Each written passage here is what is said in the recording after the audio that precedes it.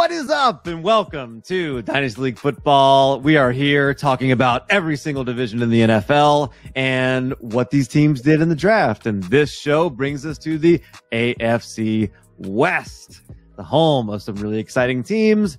We'll talk about what they did in the draft and how excited we are about that, and what effect it might have on the veterans that are already there, and all the implications for our fantasy needs in Dynasty Leagues. And this show is brought to you by Dynasty League Football. If you're not a premium subscriber already, go ahead and fix that. Join. We'll have more on that later. But we'll start in the Mile High City of Denver and our Broncos, who, they went out and a couple of kind of interesting moves. One in particular that is the most noteworthy is they drafted in the second round the running back out of North Carolina, Javonte Williams. They also added Seth Williams, wide receiver out of Auburn, late. But the big story, obviously, is the running back. What do we think about Javonte ending up in Denver? That's not the biggest story. The biggest story is there something else? They passed on Justin Fields at number 9 overall. They decided to take a cornerback. That's the biggest story. And that leaves them with failures, Drew Lock and Teddy Bridgewater. Unless they trade for Aaron Rodgers, their whole draft's a failure. I give it an F. They didn't replace the quarterback position, so it's a failure. I don't care for them. I don't care what they did in the rest of the draft. Whole draft's a failure. Unless they trade for Aaron Rodgers, I have to grade their draft as a complete failure. They should have taken Justin Fields at number 9 overall. So that's the most important story with the Broncos for the team. And I still think they could trade for Aaron Rodgers. I think it's likely. I think it could happen. So keep a watch on that as we talk about all of these players. We're going to talk through them as if they have the vomit-worthy combo of Locke and Bridgewater. But keep in the back of your mind, there's a possibility that they could have Aaron Rodgers as their quarterback, which would change everything. That would change things. That would be better. Everything we're going to say, everything would be better with Aaron Rodgers as the quarterback. So we just got to keep that in the back of our minds. With that said, let's go to Javonte Williams. Javonte Williams is a good running back prospect. They traded up to get him. We don't know how much that means, but they jumped in front of Miami. We knew Miami was going to take him at 36. They jumped up to 35 to take him.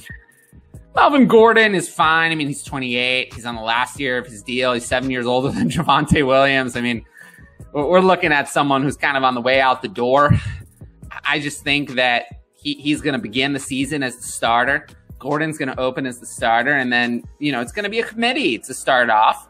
And then we'll see Javonte Williams take over the starting role. I think you'll see something similar to what we saw from J.K. Dobbins in 2020, or, maybe DeAndre Swift or Cam Akers, players who took the role late on in the season when they weren't the starter in the beginning. And I urge people not to panic. We should know this coming in. Javonte Williams is a 21-year-old running back. It's not like Najee Harris, who's coming in at 23, or even Travis Etienne at 22.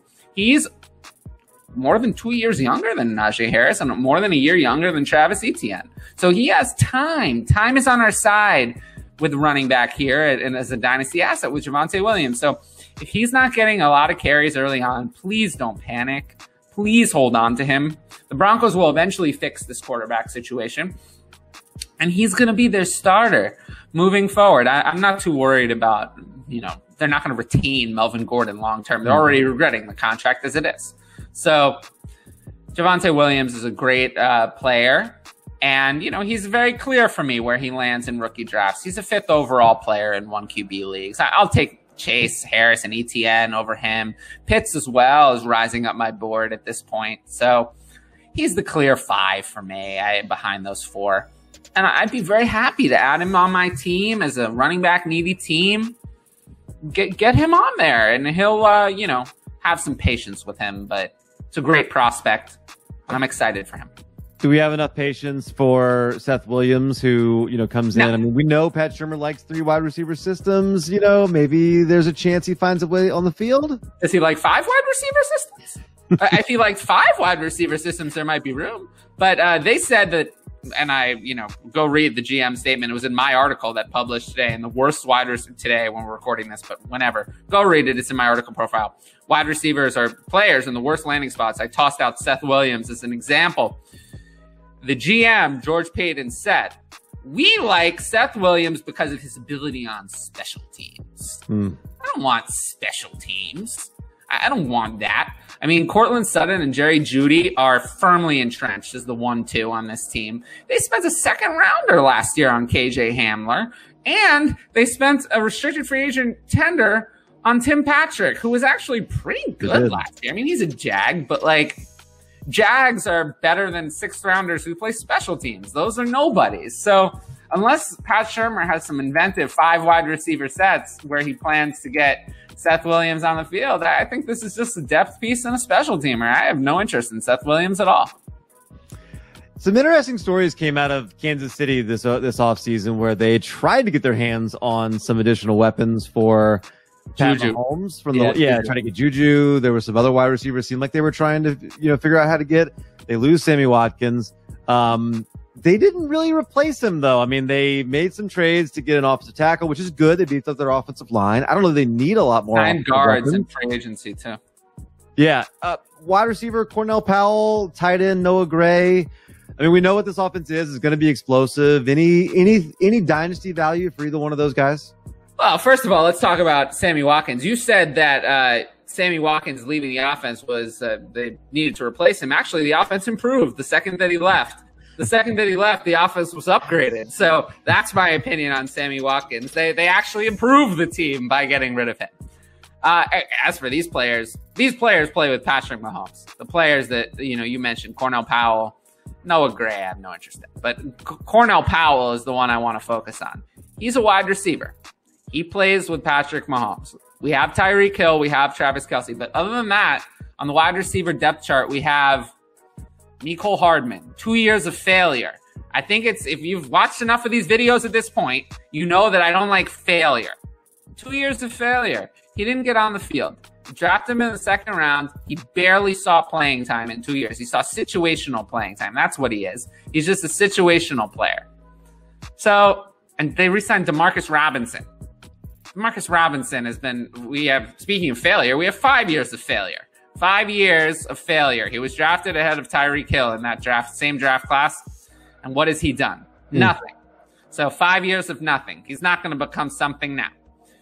Cornell Powell has every opportunity to succeed here. It's Patrick Mahomes. I hate day 3 wide receivers, but I will make an exception for Cornell Powell. I'm all in. I want him in my drafts. He's one of my biggest rookie targets, elite rookie targets. He's someone I'm targeting because just on the off chance that Patrick Mahomes likes him or finds chemistry with him, you could have an opportunity. He'll have a big game or two because he plays with Patrick Mahomes, and then you can sell.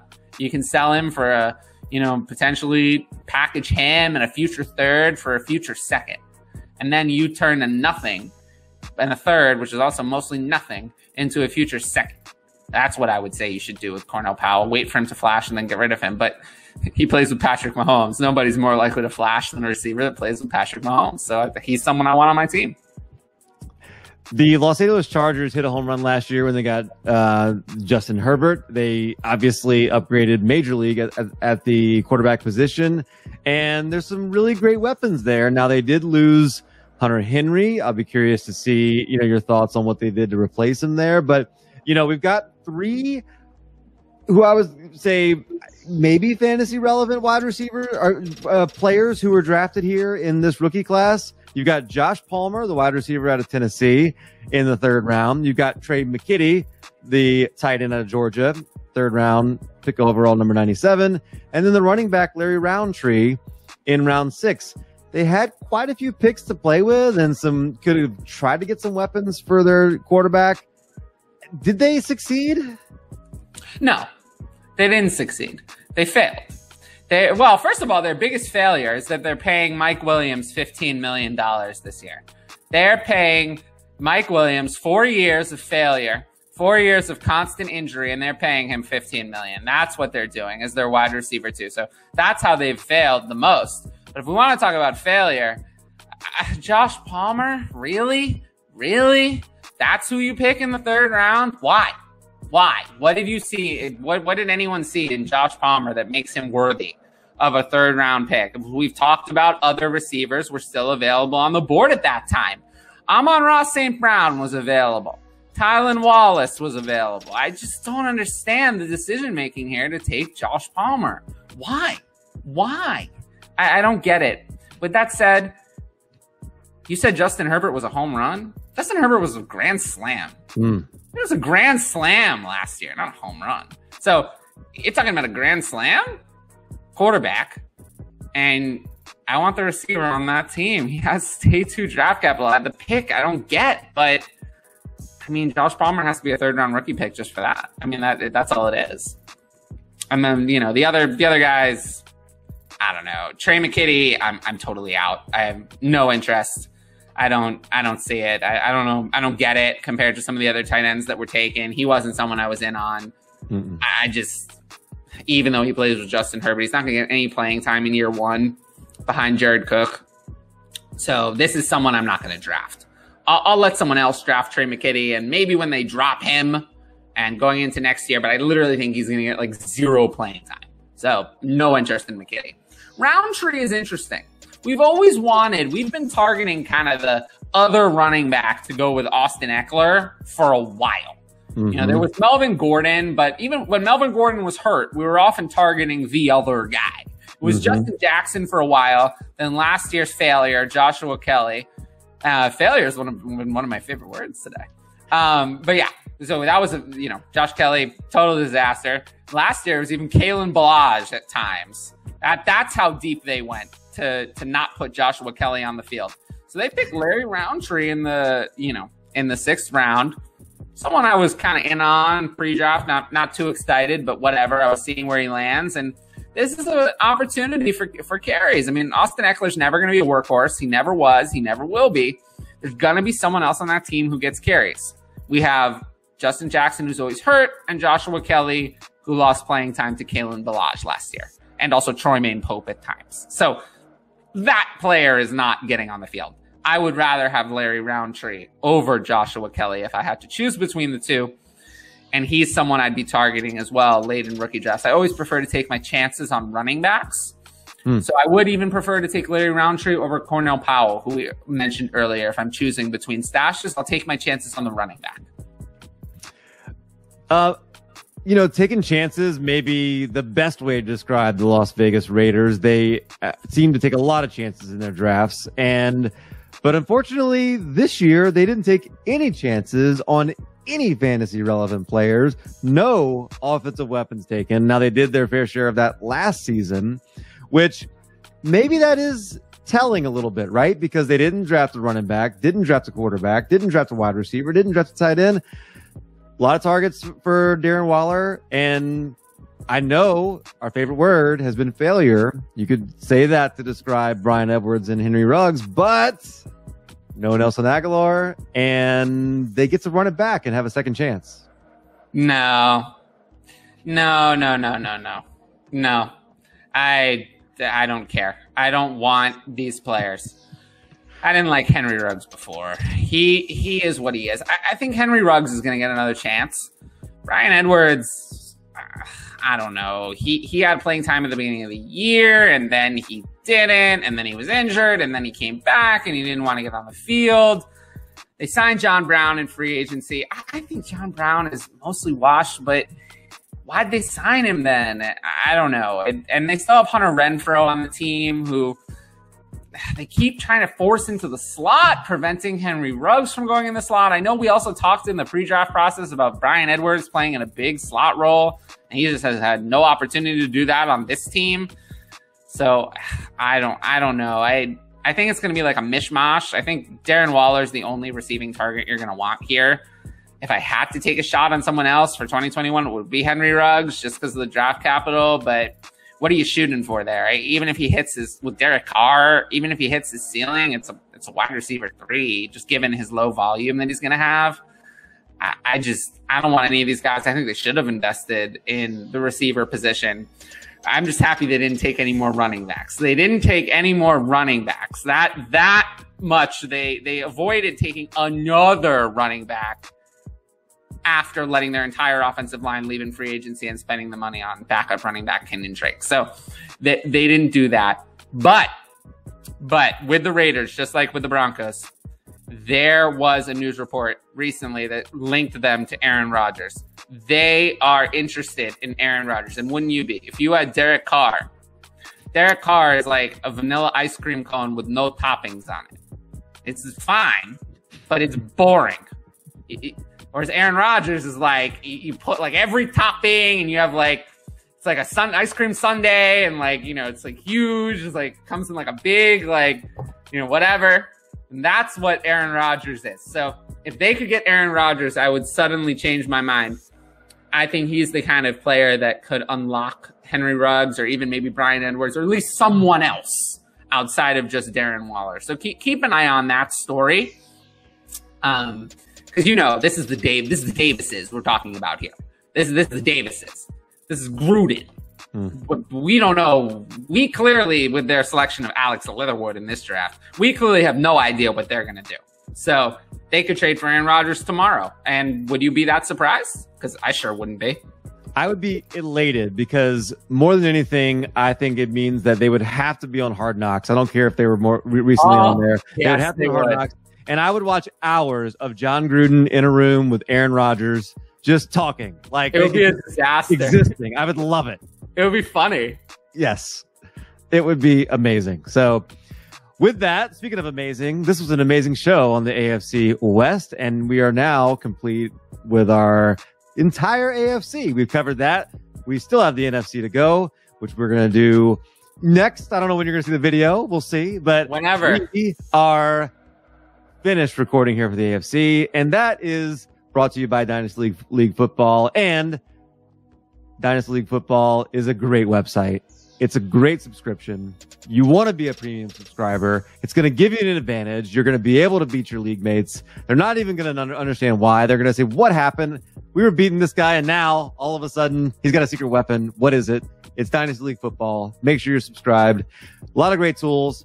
Make sure you're subscribed to this YouTube channel. Click below. Make sure it says subscribed. Support what we're doing here. Support what Addison is doing. He's doing a great job. And the rest of the DLF team. And subscription, notifications, likes, comments, all of that. Make sure you're doing that. Support Tyler. Tyler, what you got going on? Not much. Just follow me on Twitter. My @ is right there. My profile author link is there. So I write a lot of articles for DLF. It's one of the perks of subscribing. You get to read all of my work. I really do work very hard on it. I know you've probably seen a lot of me on these YouTube shows or from shows from time to time, but that's not the majority of what I do. Most of what I do is writing. I spend most of my time writing. So if you want to see the full bulk of my work, please subscribe to DLF. You'll be able to read all my content. It would make me happy if more people read it. As always, I always like when I get new readers. And in order to be a reader, you have to be a subscriber. So just please do that. It's the best value out there. It's just like you get articles, you get ADP, you get rankings, you get premium forum access to multiple premium forums. You get all of the tools that I use to write. You have access to those same tools. So you can use them for whatever you like. Statistics tool, splits tool, whatever you want to use them for, they're all yours. You can use them however you like. So that's all available to you, all as part of your subscription. Plus you get the trade analyzer, which now has tight end premium. So I could go on for hours about all the benefits of subscribing to DLF, but that's the main thing I would say about what I've got going on. And with that, we'll be moving on to the NFC. For Tyler, I am Cal. Follow us on Twitter. Follow DL Football on Twitter. And with that, we are gone. We'll see you on the next show.